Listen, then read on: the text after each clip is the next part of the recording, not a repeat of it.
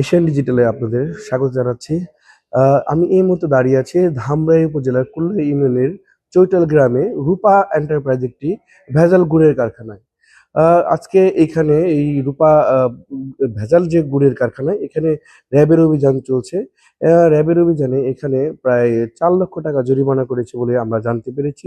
এই যে গুড়, এই গুড়গুলো আসলে আহ, আহ, শীতের ভিতরে মানুষের খাদ্য দ্রব্য হিসাবেই কিন্তু আসলে বিভিন্ন বাহারি পিঠা এবং খাবারে এই গুড়গুলা কিন্তু যাবে। দেখুন, এই যে গুড়গুলা কি অস্বাস্থ্যকর পরিবেশ, এবং আমরা সেখানে যে সরজমিনে এসে দেখতে পেরেছি যে এখানে যে গুড় তৈরি করা হচ্ছে, এই গুড়গুলো আসলে চিনি এবং কেমিক্যাল এবং রং মিশিয়ে তৈরি করা হচ্ছে।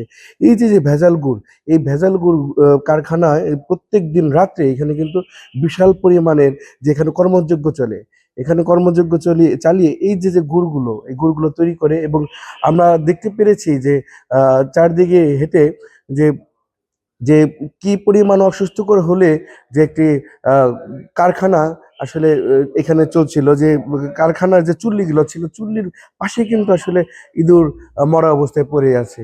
আমরা বিগত সময় এই কারখানায় আমরা অনেকবার ঘুরেও দেখেছি, মালিকের সাথে কথা বলেছি।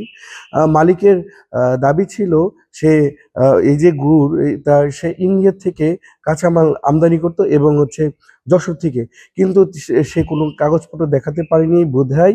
আজকে এই অভিযানটি পরিচালনা করা হচ্ছে। এই যে আমার পিছনে দেখতে পাচ্ছেন যে এই পাটাগুড় আসলে এই শীতের ভিতরে গ্রাম এবং শহরের মানুষগুলো কিন্তু আসলে এই গুড়ের উপরে নির্ভরশীল আসলে হয়। কত ঝকঝকে চকচকে রং মিশিয়ে কিন্তু এই গুড়গুলো তৈরি করা হয়েছে।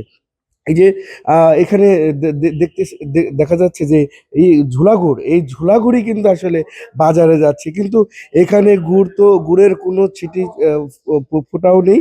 শুধু চিনি, ময়দা এবং রং।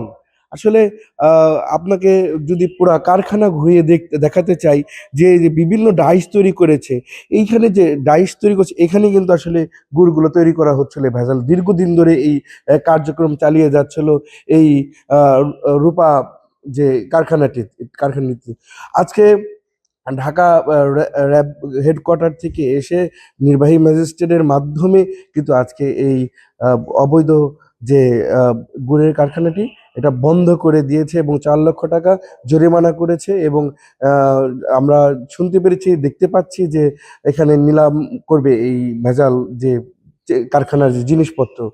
আসলে আম, এই ছিল ধামরাইয়ের কুল্লা ইউনিয়ন থেকে সর্বশেষ।